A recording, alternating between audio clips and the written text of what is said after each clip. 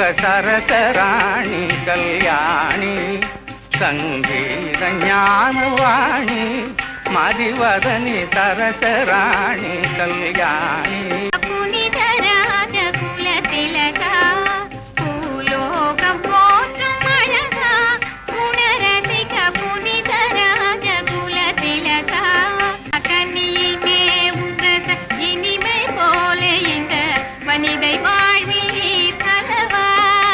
நான் எனது வாழ்வில் பெரும் பெருமையாவுந்தன் மகிமையால் வருவதல்லவா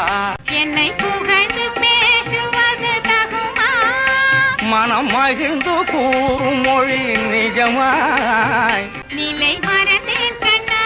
உளம் தெரிந்தேன் கண்ணே இல்லறமா நல்லறம் நாடும் முறையாலே இணையான இருவரால் வளரும்